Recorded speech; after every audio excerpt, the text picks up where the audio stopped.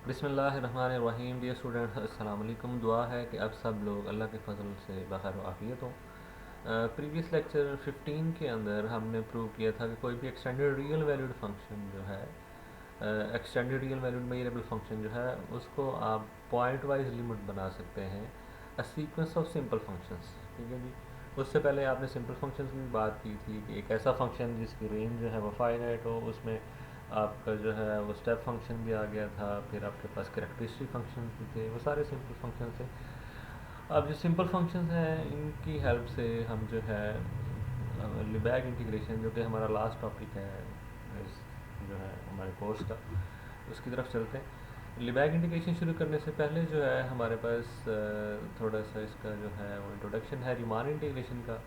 तो इसको आपने बुक में से डिटेल से जो है पढ़ लेना है ताकि आपको इसमें जो भी इंफॉर्मेशन है वो मिल जाए। रीमान इंटीग्रेशन जो है आप लोग कैलकुलस में भी पढ़ चुके हैं, इसके अलावा आपने उसमें रियल एनालिसिस में भी पढ़ी होगी कि आपके पास रीमान इंटीग्रेशन के लिए आपके पास टेक्निक क्या थी। For example function of one variable है, तो आप अगर वो कंटिन्यूस है किसी जो है वो क्लोज इंटरवल के ऊपर, तो आप उसकी डोमेन को, जैसे ये फॉर एग्जांपल आपके पास एक फंक्शन है जिसकी आपने रिमान इंटीग्रेशन करनी, तो बेसिकली ज्योमेट्रिकली हम जानते हैं कि रिमान इंटीग्रेशन जो है वो एरिया अंडर दिस कर्व है। ठीक है जी। तो इसको आप थ्रू रिमान सम्स जो था वो इसका एस्टिमेट लगा देते। ठीक है जी। ये लोअर सम्स थे। आप जो है इसके नीचे जो थे रेक्टेंगल्स बना के और फिर उनके जो एरियाज़ थे उनको ऐड कर लेते थे। ठीक है जी। आप पार्टीशन करते थे सब इंटरवल्स के अंदर अपने इस इंटरवल ए बी की, फिर हर इंटरवल की जो ये लेंथ है इंटरवल की, उसको जो है उसके अंदर किसी भी जगह जो है फंक्शन जो है उसकी हाइट, और बल्कि वो जो लोअर सम्स की बात करें तो जो आपके पास इन्फीमम है for all x from this particular सब इंटरवल, उसकी इन्फीमम वैल्यू से इंटरवल की विड्थ को मल्टीप्लाई करते थे।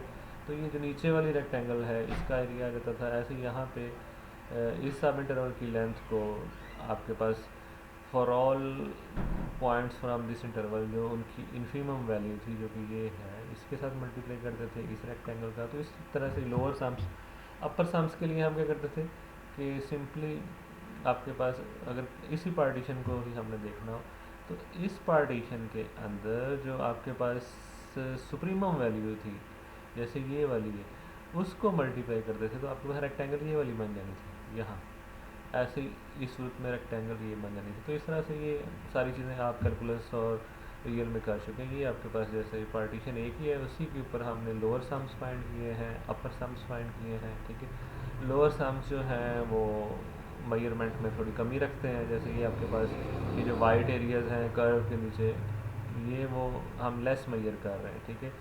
और इसको एक्यूरेट करने के लिए हम क्या करते हैं, हम रिफाइन करते हैं पार्टीशन को, इसमें नए पॉइंट्स ऐड करते हैं। फॉर एग्जांपल ये इस रेक्टेंगल को अगर यहाँ से मैं एक और पॉइंट ऐड करूँ, तो यहाँ पे आपके पास एरिया थोड़ा सा जो पहले लेस मेजर हो रहा है वो एडजस्ट हो जाएगा, अगर यहाँ पे करें तो एडजस्टमेंट हो जाएगी। ऐसे अगर यहाँ पे, तो इस तरह से जो जो आप रिफाइन करते जाते हैं अपनी पार्टीशन, तो इन लोअर सम्स जो हैं इनका जो डिफरेंस है, जो एक्चुअल आपका एरिया था, शायद ये कर्व में थोड़ी सी डिफरेंट बन, बहरहाल actual area under the curve जो है उसका डिफरेंस जो है वो डिक्रीज़ होता जाएगा। और पार्टीशन बेसिकली रिफाइन करने का मतलब क्या है कि आप ये जो सब इंटरवल्स हैं इनकी विड्थ जो है उसको कम करते जाते हैं, और उसकी मैक्सिमम जो है विड्थ जो है सब इंटरवल की जो लेंथ यहाँ पे है उसको हम नॉर्म ऑफ द पार्टीशन कहते हैं। तो बेसिकली अगर norm of partition approaches to zero हो तो आपका ये जो रिमान सम है लोअर जो है ये बिल्कुल इस कर्व के बराबर ही तकरीबन हो जाएगा। ऐसे ही आपके पास अपर सम्स जो हैं जो कि एक्स्ट्रा मेजर कर रहे हैं, ये एक्स्ट्रा मेजरमेंट जो है आप जो कर रहे हैं इसको एडजस्ट करने का तरीका ये है कि इसमें भी आप पार्टीशन पॉइंट्स ऐड करते जाएँ, रेक्टेंगल्स को छोटी छोटी रेक्टेंगल्स बनाते जाएँ, और ये जो आप ओवर मेजर कर रहे हैं ये सारा डिफरेंस जो है इसमें एडजस्ट होता जाएगा। और इसमें भी वही है कि one norm of the partition approaches to zero, तो ये आपके जो ऊपर कोने शोने निकले हैं ये सारे बराबर हो जाएंगे। ठीक है। तो इस तरह से आपके पास अगर आप जितनी भी पॉसिबल पार्टीशंस बना सकते हैं एक गिवन इंटरवल की, उन सारी पार्टीशन के ऊपर आप बारी बारी सम्स, लोअर सम्स निकालते जाएं। ठीक है जी। तो जो पार्टीशन रिफाइन होती जाएगी, लोअर सम्स बढ़ते जाएंगे। तो लोअर सम्स का इन्फीमम जो होगा, ठीक है जी, अब वो इन्फीमम जो है, सॉरी, लोअर सम्स का जो सुप्रीमम होगा वो क्या होगा जी, वो कभी भी इस कर्व से ऊपर नहीं जा सकेगा। जितने भी लोअर सम्स हैं वो सारे इस कर्व से नीचे हैं। अब जितने पॉसिबल बन सकती हैं पार्टीशन, सारी हर पार्टीशन के अकॉर्डिंग, हर पार्टीशन के लिहाज से आप लोअर रिमांड सम्स निकालते जाएं और फिर उनका ले लें आप सुप्रीमम। तो वो इसी के नीचे ही कहीं आएगा, इसलिए उसको लोअर रिमांड इंटीग्रल कहते हैं। ऐसे ही आप अपर सम्स निकालते हैं, अपर सम्स हमेशा इस कर्व से ऊपर मैयर करेंगे। आप पार्टीशन जो है उसको रिफाइन करते जाएंगे जो जो, तो वो जो ओवर मैयर कर रहे हैं वो कम होता जाएगा, लेकिन हमेशा इस कर्व से आप ऊपर ही रहेंगे। तो जब आप इन सारे जो आपके पास अपर साम्स हैं उनका इन्फीमम, ठीक है जी, लोअर साम्स का सुप्रीमम वो क्लोजेस्ट होगा टू दिस कर्व, और ऐसे ही जो अपर साम्स हैं उनका इन्फीमम जो है, ऑल पॉसिबल अपर साम्स जितनी भी पार्टीशन बन सकती हैं उन सारी पार्टीशंस के ऊपर आप अपर सम्स बनाएं और फिर उसका इन्फीमम ले लें। It will be closest to this curve, तो उसको आप अपर रिमान इंटीग्रल कहते हैं। ये तो सारा आपके पास पुराना था, और इसने दिखाया है कि बाद दफ़ा आपके पास पार्टीशन इस तरह की भी हो सकती है कि आप बहुत ज़्यादा उसको बैडली मेजर कर लेते हैं, जैसे ये बैड मेजरमेंट्स होगी, बहुत ज़्यादा आपने लेस मेजर कर लिया, ऐसे यहाँ पे, ठीक है जी। तो इसीलिए इसको फिर आप वो लिमिट लगाते हैं कि जो norm of partition approaches to zero, ताकि इस तरह की सारी सिचुएशन जो है वो आप हैंडल कर सकें।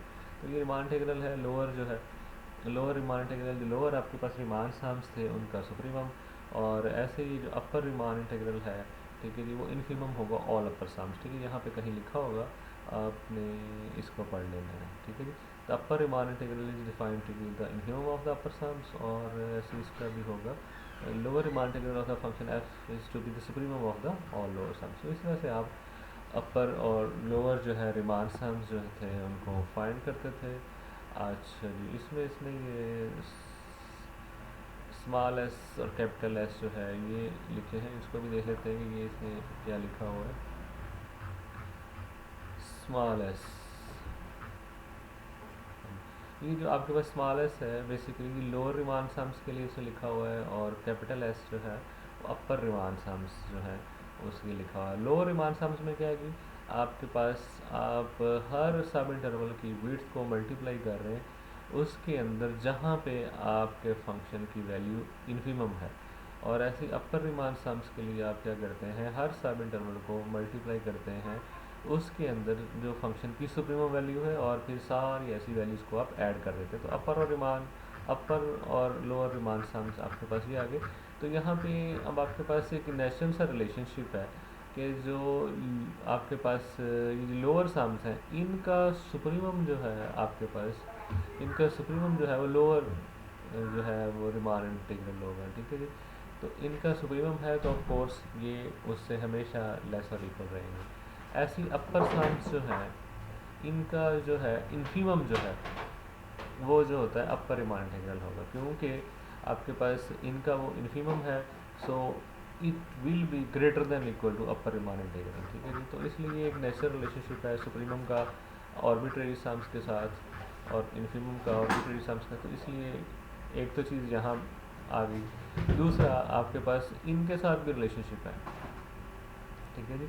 ये जो आपके पास लोअर रिमान इंटीग्रल है, this is the supremum of lower Riemann sums. Supremum होने की वजह से ये उनकी एक अपर बाउंड है, it will be greater than equal to small s, और ऐसे ये इन्फीमम है अपर रिमान सम्स का, ठीक है जी।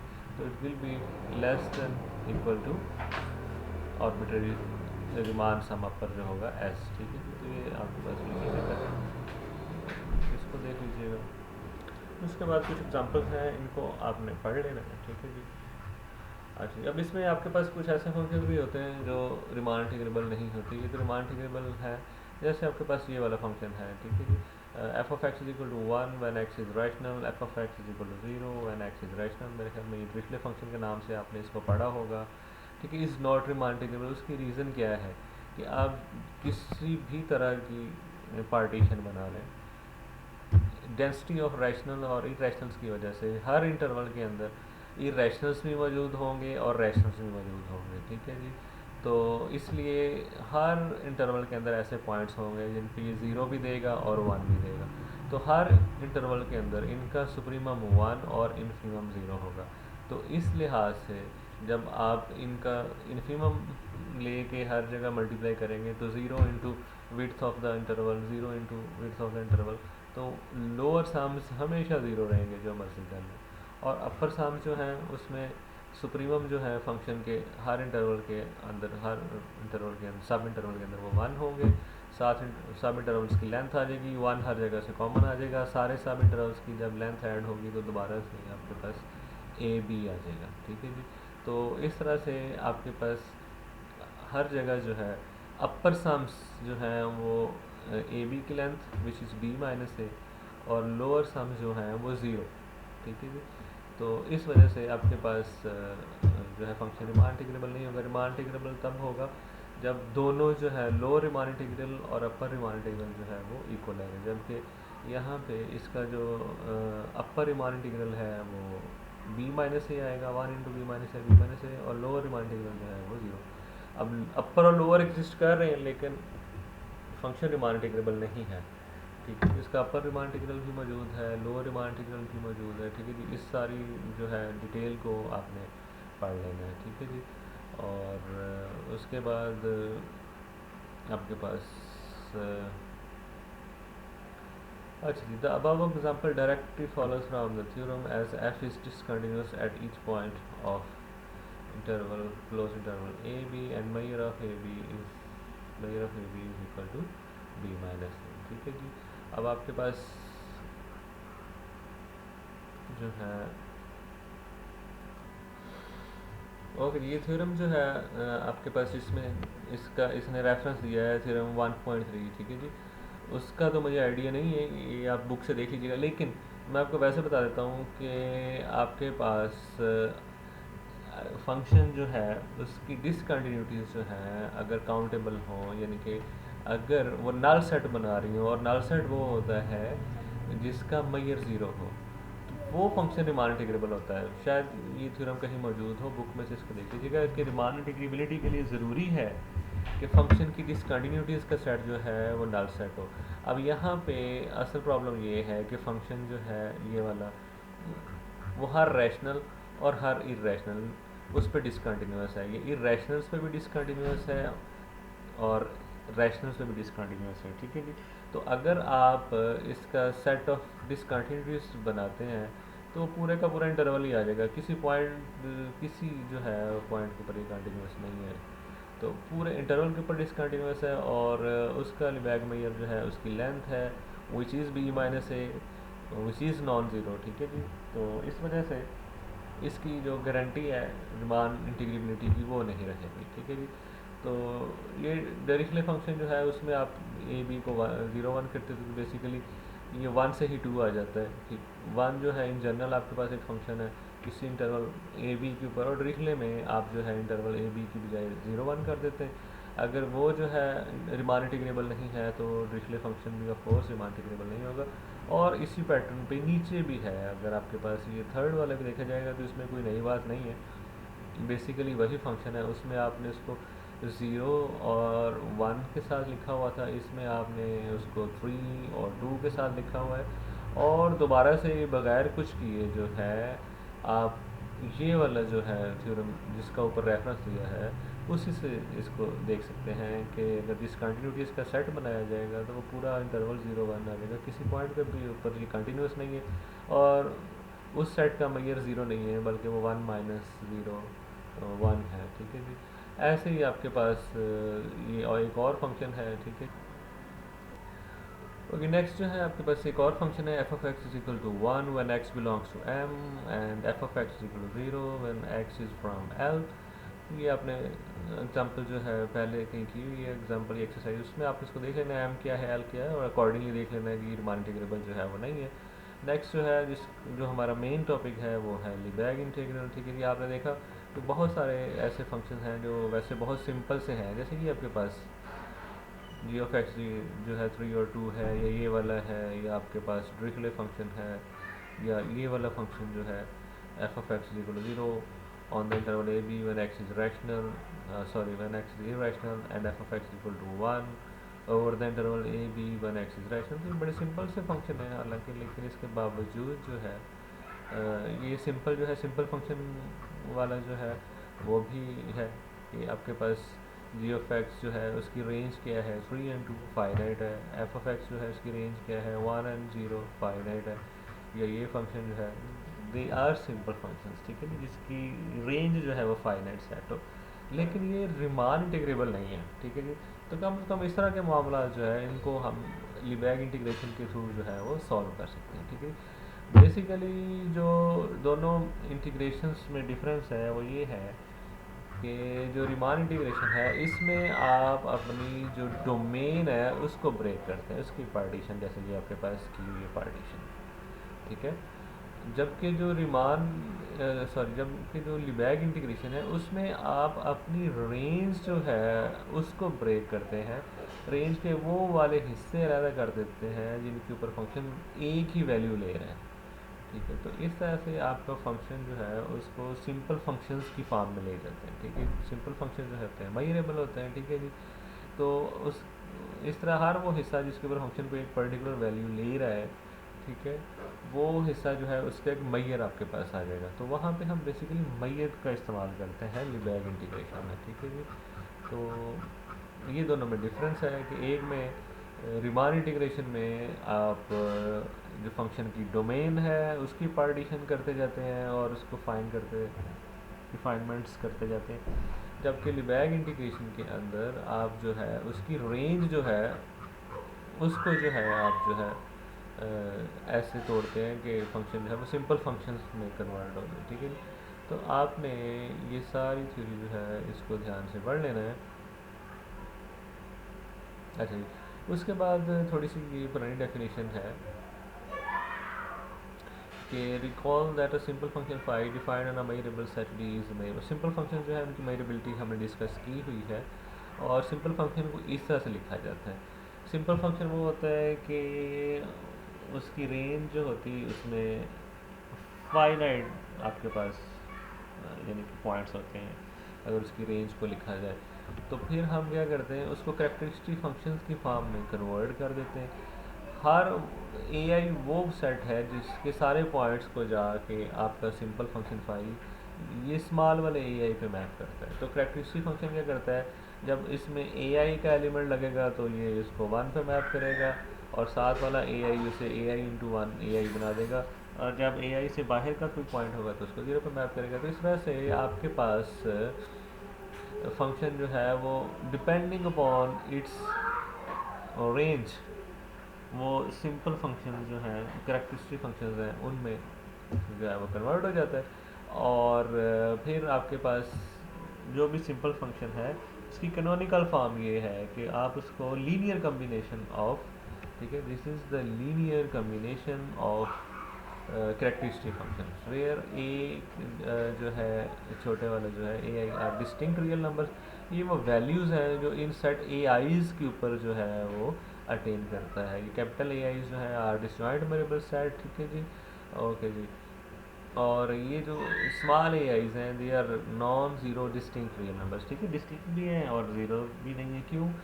बेसिकली ये कैरेक्टरिस्टिक फंक्शन की फॉर्म में आपने लिखा होगा, ठीक है जी।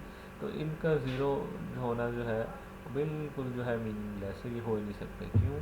आपके पास जब भी ये कैरेक्टरिस्टिक फंक्शन जो है ए सेट जो है कैपिटल ए आई इसके एलिमेंट को 1 पे मैप करेगा, ठीक है जी, और साथ ए आई जो है ये वो है जिसको जिस पे आपका फाई जो है एक्स को जाके मैप करता है, ठीक है जी। और जो भी आउटसाइडर्स हैं वो 0 पे मैप होंगे। इसलिए जो ए आईज़ जो है small a i's they are non zero और डिस्टिंक्ट भी हैं, ठीक है जी। एक तरह के सारे एक कैपिटल सेट ए आई में होंगे, इसलिए सारे डिस्टिंक्ट हैं। नेक्स्ट जो है आपके पास जो है, अब यहाँ तक आपका जो है आज डेफिनेशन तक हम चलते हैं, इसको आपने देख लेना है। This is the definition of Lebesgue integral. Let phi be a simple function, ठीक है जी। फाई जो है वो सिंपल फंक्शन है डिफाइन ऑन डी, ठीक है, कोई उसकी डोमेन है D with the canonical form, ये उसकी कैनोनिकल फॉर्म आ गई।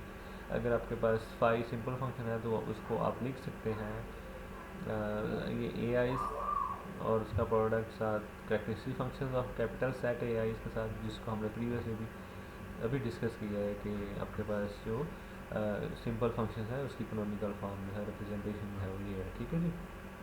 तो ये आपके पास रिप्रेजेंटेशन आ गई और आपके पास ई जो है सबसेट ऑफ डी है जिसका मैयर जो है वो फाइनाइट है, ठीक है जी। और इससे बाहर आपका जो है डी ई से बाहर जो है आपका 5 वैनिश हो जाता है, यानी कि आपने डी के अंदर ई जो है वो वाला हिस्सा बना लिया है जिसके ऊपर आपका फंक्शन जो है वो नॉन ज़ीरो है, ठीक है जी।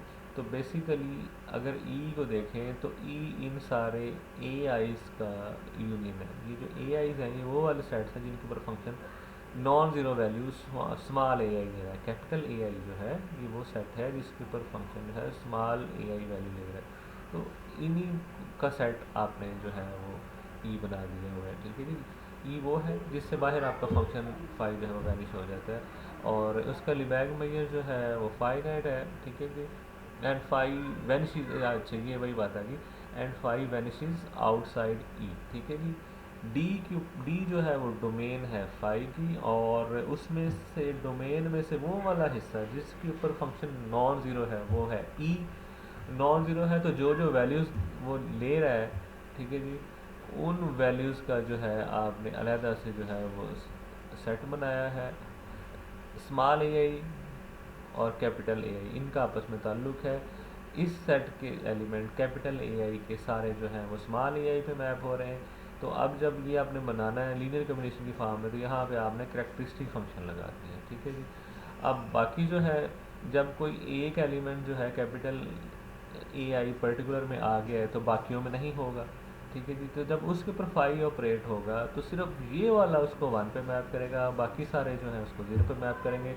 उस पर्टिकुलर एक्स की ऑटोमेटिकली जो है वो इमेज के आ जाएगी स्मॉल ए, ठीक है। ओके जी, then the Lebesgue integral of phi is denoted and defined by, तो this is the definition of Lebesgue integral D M. यहाँ पे अब मैयर आता होता है लिबैग इंटीग्रेशन में, ठीक है जी। ये डेरिवेटिव नहीं है, यहाँ पे डी एम आ गया, ठीक है जी। डी एम लिखा हुआ तो अंडरस्टूड है दिस इज लिबैग इंटीग्रल। तो Lebesgue integral of phi over D is equal to summation a i's जो वैल्यूज़ ले रहा था, ठीक है, into measure of the sets a i, ठीक है जी। और ये ए आईज जो हैं उनका मैयर। अच्छा अब यहाँ तक ही फ़िलहाल इसको रखते हैं और इस डेफिनेशन को अंडरस्टैंड करते हैं। फॉर एग्ज़ाम्पल जैसे आपके पास ये इसी को एक देख लेते हैं वैसे समझने के लिए कि अब हम क्या करते हैं, इसको जी एक्स जो है 3 × 2 और 3 and 2 ये उसकी दो वैल्यूज़ है, ठीक है। ये एक सिंपल फंक्शन है। अब आप इसको कैरेक्टरिस्टिक फंक्शंस का लीनियर कम्बिनेशन बना सकते हैं, ठीक है जी। फॉर एग्ज़ाम्पल मैं ये 0 1 के अंदर जो रैशनल्स हैं उनको किसी सेट एस से मल्टीप्लाई कर डिनोट कर देता हूँ और इरेशनल को एस कॉम्प्लीमेंट से जो कि इस क्लोज इंटरवल 0 1 में है। या जैसे उसने नोटेशन लिखी थी कि अगर मैं रैशनल नंबर्स जो हैं इस क्लोज इंटरवल 0 1 के उनको A1 से लिख दूँ, कैपिटल A1 से, तो ये 3 जो है ये मेरा स्मॉल A1 होगा। और अगर इस क्लोज इंटरवल 0 1 में जो इरेशनल्स हैं उनको मैं कैपिटल A2 लिख दूँ तो ये जो मेरा ये वाला 2 है this will be small A2। तो फिर मैं जी ऑफ एक्स को लिख सकता हूँ 3 into A1 plus 2 into A2। तो इस तरह से मेरे पास आ गया। तो अब इसका मैंने रिमान इंटीग्रल अगर लिबैग इंटीग्रल निकालना होगा तो वो क्या आएगा, a i sum of a i's multiplied by the measure of set of a i, ठीक है। स्मॉल ए आई को मल्टीप्लाई करना है measure of the Lebesgue measure of the set capital a i. तो अब अगर इसी की ये जो कि रिमान इंटीग्रेबल नहीं था, अगर इसका मैं लिबैग इंटीग्रल निकालूँ तो वो आएगा 3 into measure of the set A1 जो कि था set of all rationals in the close interval 0 1 plus 2 into measure of this set capital A2 which was the set of all irrationals in the close interval 0 1। तो rationals जो है वो countable है, उनका लिबैग Maihar zero हो गया, ठीक है जी। बाकी इनका कॉम्प्लीमेंट जो है उसका मैयर जो है वो क्या आ जाएगा, वो measure of the interval 0 1 minus measure of the this set जिसका आपने पहले निकाल लिया है, तो वो आ जाएगा 0 1 का मैयर 1 और रैशनल्स का मैयर 0, तो बाकी बच गया इस सेट के इरेशनल्स का मैयर जो कि 1 आ जाएगा। तो आपके पास इसका जो है लिबैग इंटीग्रल आ जाएगा 3 × 0 प्लस 2 × 1 जो कि 2 हो गया, ठीक है जी। तो ये हमें जो है एक्स्ट्रा एडवांटेज मिल रहा है लिबैग इंटीग्रेशन इंट्रोड्यूस करवाने का, कि कुछ ऐसे फंक्शन जो हैं जो कि रीमान इंटीग्रेबल नहीं थे, ठीक है, उनकी आप लिबैग इंटीग्रेशन बना सकते हैं, ठीक है। तो ये आपके पास इसकी डेफिनेशन है। यहाँ तक आपने इस सारी थ्योरी जो है इसको पढ़ लेना है और अंडरस्टैंड कर लेना है। अल्लाह आपको अपने हिफ्ज़ व अमान में रखे। अल्लाह हाफ़िज़।